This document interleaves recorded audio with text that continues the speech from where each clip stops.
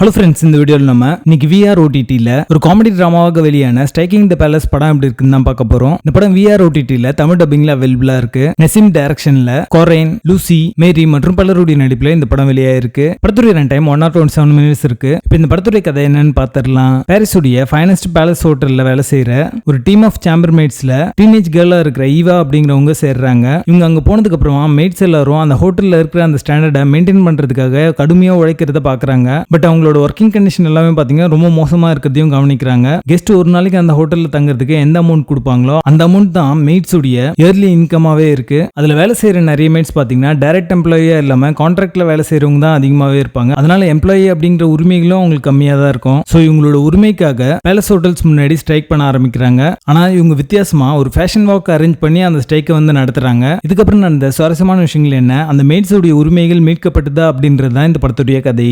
படத்துடைய பாசிட்டிவ்ஸ் சேர்த்தே பார்த்துடலாம். ஒரு ஃபேஷன் வாக் மூலமா ஒரு ஸ்ட்ரைக் வந்து நடத்துவாங்க. அது பார்க்கறதுக்கு ரொம்ப புதுமையா இருக்கும். அது சம்பந்தப்பட்ட காட்சிகள் எல்லாமே ரொம்ப என்டர்டெய்னிங்கா இருந்துச்சு அப்படின்னு சொல்லலாம். இந்த படத்துல இருக்கிற காமெடி போர்ஷன்லாம் ஒரு சில இடங்கள்ல ஒர்க் அவுட் ஆயிருக்கு. சில இடங்கள்ல பாத்தீங்கன்னா ஒரு ஹிட் அண்ட் மிஸ் தான் இருக்கு. இந்த படத்து மூலமா சொல்ல வந்த அந்த சோஷியல் மெசேஜ் பாத்தீங்கன்னா நல்ல கருத்து தான் இருந்தாலுமே ஒரு ப்ரொபகண்டா மூவி மாதிரி ரொம்ப திணிச்ச மாதிரி தான் இந்த மெசேஜ் வந்து சொல்லியிருக்காங்க. ஆர்கானிக்கா கதையோட வந்து வரல. படத்துல நினைச்ச எல்லாருமே பாத்தீங்கன்னா ஒரு ஆவரேஜான ஒரு பெர்ஃபார்மன்ஸ் தான் கொடுத்திருக்காங்க. படத்துடைய செகண்ட் ஹாஃப் கம்பேர் பண்ணும்போது ஃபர்ஸ்ட் ஹாஃப்ல பாத்தீங்கன்னா ஸ்கிரீன் பிளே ரொம்ப ஃபன்னா இருக்கும். படத்துடைய பேசிங் ஆவரேஜா இருக்கும். மொத்தத்துல இது ஒரு பிலோ ஆவரேஜ் காமெடி டிராமாவாக வந்திருக்கு. படத்துல மைல்ட் அடல்ட் கண்டென்ட் இருக்கு. அதை மட்டும் ஸ்கிப் பண்ணிட்டீங்கன்னா இந்த படத்தை நீங்க ஃபேமிலியோட பார்க்கலாம். ஸ்ட்ரைக்கிங் தி பேலஸ் படத்துக்கு எங்களோட ரேட்டிங் 4.5 out of 10.